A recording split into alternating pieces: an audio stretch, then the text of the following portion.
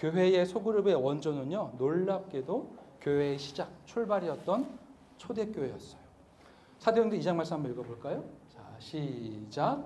날마다 마음을 같이하여 성전에 모이기를 힘쓰고 집에서 떡을 떼며 기쁨과 순전한 마음으로 음식을 먹고 하나님을 찬미하며 또 온 백성에게 칭송을 받으니 주께서 구원받는 사람을 날마다 더하게 하시니라.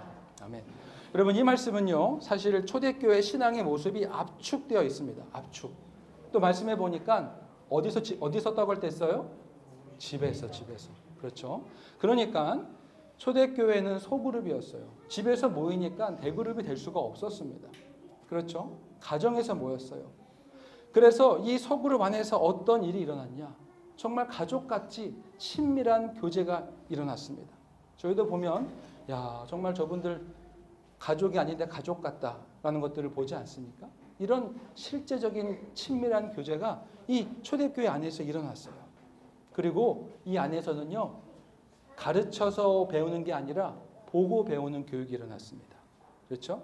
나의 멘토, 지도자, 그가 하는 것을 보고 따라하고 옆에서 배우면서 이 체화되는 그런 교육이 일어났어요. 무엇보다 그 안에서 함께 기도할 때 강력한 하나님의 임재와 하나님의 역사들이 나타났습니다. 그래서 오늘은 시간이 너무 짧아서 제가 이 부분을 나눌 수 없지만 다음에 한번 제가 또 이 부분을 가지고 나눌 기회가 있었으면 좋겠습니다. 자, 그런데 여러분, 초대교회의 얘기가 중요한 의미가 뭐냐면요, 이 초대교회가 가졌던 파워예요. 우리가 알고 있지 않습니까? 여러분, 로마 집권 당시에는요, 엄청난 교회의 박해가 있었습니다. 그들이 탄압을 받고요, 심지어 죽임을 당하기까지 했습니다. 왜 그래요? 이유는 하나였어요. 황제 숭배를 하지 않는다는 거였어요. 황제가 신이라고 고백해야 되는데 그 고백을 하지 않았던 거죠. 그래서 그리스도인이 당시 된다는 것은요, 신분의 최하층 계급에 들어가는 것과 같았어요. 왜냐하면 나라에 제공한 모든 혜택들을 다 받을 수 없었거든요. 황제를 인정하지 않으니까 그를 인정해 줄 수가 없는 거예요. 그러니까 기독교인이다 하면은요, 당시에 최하층의 신분을 가질 수밖에 없었어요. 자, 그런데 이렇게 엄청난 핍박과 공격 속에서도 초대교회가 살아남을 수 있었던 것은요, 그 소그룹 안에 하나님의 임재가 강력했기 때문에 그래요. 사람들은 내가 예수님을 믿으면, 기독교인이 되면 내가 정말 최하층의 신분으로 엄청난 차별을 받는 것을 다 알면서도 그들은 교회에 들어갔어요. 그러니까 뭡니까? 로마의 핍박보다 교회, 소그룹 안에 일어나는 하나님의 역사가 더 강력했던 거예요. 그러니까 내가 탄압을 받을 줄 알면서도 교회로 들어간 겁니다. 가정으로 들어간 거예요. 여러분, 이것은 오늘날도 차이가 없는데요. 코로나 이후에 정말 많은 교회의 변화들이 있었습니다. 그렇지 않습니까? 정말 코로나 때 정말 어려운 교회들이 너무너무 많았어요. 그래서 정말 큰 위기가 한국교회에 찾아왔는데, 그런데 이 목회 데이터 연구소라는 지용근 대표가 정말 코로나 이후에 엄청 급부상했거든요. 이분이 뭐 했냐면 갤럽 출신인데 그분이 데이터를 모아서 교회의 현실을 파악하고 또 미래를 예측하고 있습니다. 근데 그분이 코로나 때 가만히 보니까 이 소그룹이 잘 되어 있는 교회는 그 시기를 버텼다는 거예요. 아니, 심지어 코로나가 끝나니까 소그룹이 살아있고 강력한 소그룹들은 교회가 더 활기차고 젊은 사람들이 모이고 교회가 성장하더라는 거예요. 그러니까 그가 강력히 주장하는 게 뭐냐면 교회의 미래는 소그룹에 달려있다고 얘기합니다. 소그룹이 살아있는 교회는 성도 안에 교제가 살아있고 그렇기 때문에 그런 교회는 앞으로 살아남을 뿐만 아니라 더욱더 성장하고 부흥할 거다라고 예측하고 있어요. 여러분, 그래서 그 소그룹은 오늘날에도 강력하다는 것을 여러분 우리가 기억하셨으면 좋겠어요. 그래서 여러분, 우리 늘푸른 교회는 소그룹이 살아있는 교회, 그렇죠? 소그룹이 살아있는 교회가 될 줄로 믿습니다. 네. 여러분, 근데 그 이유가 뭘까요? 도대체 왜 소그룹이 교회에 어떤 그 성장과 관련이 있을까요? 여러분, 소그룹의 가장 중요한 이유가 뭐냐면 사람의 감정을 터치해주기 때문에 그래요. 소그룹 안에서 우리가 공감을 받습니다. 우리가 위로를 받고요, 힘을 얻고요, 또 도전을 받아요. 네. 그러니까 만나서 다른 얘기하는 게 아니라 내 삶을 나누고 또 오늘 내가 들은 주일 설교 말씀을 통해서 마음에 와닿았던 것, 도전받았던 것, 좀 기억 남는 것, 그것들을 이야기하고 또 내 삶에 일어나는 일들 속에서 기도 제목 이런 것들을 나누다 보면 내 이야기를 하게 되고 또 내 속 이야기를 하게 되면서 마음이 열려요. 그러면서 진심이 전해지고 또 진심을 받게 되는 겁니다. 이런 소그룹 안의 나눔을 통해서 교회 안에 어떤 감정적인 또 내적인 강한 연합이 일어나는 것입니다. 저는 성구영신 예배 때도 얘기했지만 올 한 해 저희가 바라봐야 될 게 아름다운 연합이 아닐까 생각합니다. 뭐라고요? 아름다운 연합. 저는 그 중심에는 소그룹이 있다고 생각합니다. 그래서 이 안에서 정말 어색하지만 또 이게 뭔지 잘 모르겠지만 마음을 조금씩 열고 내 이야기를 꺼내다 보면 어느새 우리 마음이 열리고 또 진심이 전달되는 아름다운 교제가 나는 무엇보다 성령께서 역사하시는 소그룹이 될 줄로 믿습니다. 네. 자, 그러면 이제 본격적으로 소그룹이 어떻게 우리 운영되는지 한번 그 부분을 한번 살펴보겠습니다. 먼저요, 소그룹 진행을 이렇게 한번 해보려고 합니다. 지금까지 잘 해오셨잖아요. 근데 조금 생각을 바꿔서 오늘 교회에 처음 나온 사람도 참여할 수 있는. 보통 나 말씀을상 못했는데 이렇게 하면 좀 약간 불편하잖아요. 그래서 누구나 대화할 수 있고 누구나 참여할 수 있는 그런 방법으로 조금 해볼까라고 생각을 했습니다. 그래서 우리가 일단 제가 들어보니까 소그룹 시간이 40분이라고 하더라고요. 저로서는 상상할 수 없는 시간입니다. 저희는 4명이서 모여도 1시간 반인데 이게 40분이라고 하니까 제가 좀 도전을 받는데 물론 처음에는 이렇게 필요합니다. 처음에는 어색하니까 좀 하시다 보면 제가 우리 부장님한테 나중에 좀 쪼개야 됩니다. 너무 많습니다. 명단 보니까 막 20명 가까이 되시더라고요. 그래서 주요했는데 흘러가는 대로 해보겠습니다. 어쨌든 거기서 이제 한 35분 정도는 이제 나눔을 갖는 겁니다. 어떤 나눔을 갖느냐? 제가 방금 말씀드린 대로 오늘 우리 목사님을 통해 주어진 우리 성경 말씀, 그렇죠? 우리가 믿음의 삶을 살아야 된다. 이렇게 말씀 주셨는데 그 말씀이 저마다 다 다르잖아요. 그래서 나는 오늘 그 부분에 대해서 느꼈어. 오늘 아브라함이 아들을 바친 거에 대해서 좀 내 마음에 다가왔어. 오늘 아브라함이 난 길을 떠난 것에 대해서 마음이 좀 다가왔어. 이렇게 내 마음에 다가왔던 것들을 이야기하시면 됩니다. 근데 중요한 건 여러분 부탁드립니다. 설교를 비평하거나 나는 목사님과 의견이 다르다거나 아니면 난 저건 아니라 생각하는 이건 여러분 그 누구에도 도움이 안 돼요. 나한테도 도움이 안 되고 내 말을 듣는 사람들에게도 도움이 안 되니까 비판이나 부정적인 생각들은 싹 닫아두시고 내가 그 안에 인상 깊었던 문장 또 아니면 내용들을 가지고 이야기하는 겁니다. 오늘 이 말씀이 참 나에게 좋았어. 그래서 한번 한 주간 동안 한번 이 말씀 가지고 한번 살아갈까 봐. 이렇게 내가 한 주간 붙들 그 말씀을 하나씩 이야기하는 겁니다. 두 번째는 한 주간 지나면서 감사했던 일. 오늘 이번에는 우리 남편이 나에게 아침을 차려줬다는 거 아니야? 이런 거 있지 않습니까? 너무 감사해. 이렇게 사소한 거라도 정말 한 주를 돌아봤을 때 감사했던 제목들을 그런 것들을 나누면 또 은혜가 되고 또 들은 사람들도 그렇지 나도 그렇게 감사했지 감사할 게 있었네 이렇게 감사 이야기들 또 감사할 게 전혀 없다 그러면 내 안에 한 주간 일어났던 중요한 사건들 나 너무 짜증나는 일이 있었어 힘든 일이 있었어 이런 사건들에 대해서도 나눠주시면 되는 겁니다.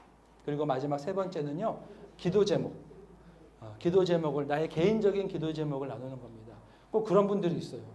나는 조국 통일을 위해서 세계 평화를 위해서 기도하면 됩니다. 이거 아닙니다. 그건 사실은 이 시간에 어울리는 기도 제목이 아니에요. 내 삶에 정말 중요한 기도 제목 이왕이면 확인할 수 있는 기도 제목 응답되었는지 확인할 수 있는 기도 제목들을 한 가지씩 혹은 두 가지씩 공유하면서 그걸 가지고 또 기도하는 거죠. 이렇게 세 가지를 나눠주시면 돼요. 어렵지 않죠? 오늘 주의 말씀 들으면서 받았던 말씀 기억나는 것, 그 다음에 한 주간 감사했던 것이나 사건, 또 한 가지는 기도 제목. 요거를 35분 동안 돌아가시면서 나누시면 되는 거예요. 그리고 마지막 5분은요, 우리가 함께 나눈 이 기도의 제목들을 가지고 같이 마음을 합해서 기도하는 겁니다. 그래서 중보기도 시간이 있는 거예요. 그래서 기도할 때 또 우리가 우리 교회를 위해서 또 선교지를 위해서 함께 또 기도하시고 그리고 마지막 마무리는 그분의 인도하시는 분이 한 분 한 분의 기도 제목을 기억하시면서 간단하게 기도해 주시고 이제 마무리하면 40분의 소그룹 시간이 끝나는 겁니다. 자, 그래서 이렇게 넘어가 보면요. 자, 그러면 담당자의 역할이 있다는 거죠. 첫 번째는 이제 인도하시는 분을 한 분을 정하셔야 돼요. 그래서 인도하시는 분이 이렇게 사회를 맡아보시고 이렇게 인도하시는 되고 또 우리가 지난주에 기도했잖아요. 그럼 그거 확인해야죠. 저는 이게 되게 중요하다고 생각합니다. 소그룹의 힘이 뭐냐면 진짜로 하나님께서 우리 기도를 들으시는 걸 우리가 경험해 보는 거예요. 저는 이 경험을 진짜 많이 했습니다. 우리가 함께 기도했을 때 진짜 그 기도가 응답되어졌는데 그냥 잊고 지나가요. 문제가 사라졌다고. 그러면 안 되죠. 그렇죠? 그래서 우리가 함께 기도했던 것들이 응답되었나 함께 기뻐하고 또 공유하는 그런 것들을 이제 인도자분이 해주시는 거고 또 분명히 명단에 있는데 함께하지 못하신 분 그분들에게 이렇게 인사 또 뭐 카톡 보내셔서 못 봐서 아쉬웠다 다음 주에 했으면 좋겠다 이런 어떤 인사 또 관리해 주시면 됩니다. 두 번째는 서기를 한번 뽑아주세요. 이 서기는 혹시나 인도자분이 못 오셨을 때 또 인도자의 역할을 맡아주시기도 하실 분인데 그날 받은 기도 제목을 기록하시는 겁니다. 우리가 그냥 나누고 끝나는 거 아니잖아요. 그래서 기록하면은 그거를 이제 SNS 단톡방 하나 만드셔가지고 거기에 함께 공유해 주셔서 주중에도 함께 기억하면서 기도할 수 있도록 이렇게 해주시고 저한테도 하나 보내주세요. 인도자분. 저도 함께 그거 가지고 기도할 수 있도록 해주셨으면 좋겠어요. 자, 그다음에 그룹원들은 어떻게 하십니까? 열린 마음으로, 그렇죠? 적극적으로. 이거 해서 뭐해? 뭐 남사스럽게 얘기하지 마시고 이렇게 마음을 조금 여시면 훨씬 더 풍성한 교제가 될 수 있습니다. 자, 그다음에 유의사항이 있어요. 자, 이게 마지막인데 유의사항이 있습니다. 첫 번째 읽어볼까요? 자, 시작. 네, 이거 중요합니다. 그 나눈 기도 제목 중에서 이거는 정말 우리끼리만 알았으면 좋겠다라고 말하는 그런 기도 제목이 있을 수 있어요. 이게 다 알려지기를 원치 않으면 이거는 정말 이 안에서 우리끼리만 공유해야 됩니다. 이건 신뢰의 문제죠. 그래서 비밀 유지가 아주 중요합니다. 다만 그 목사님께도 한번 이거 같이 공유해도 될까? 한번 물어보세요. 그래서 그래요. 그러면 저한테 공유해 주시고 싫어요. 안 돼요.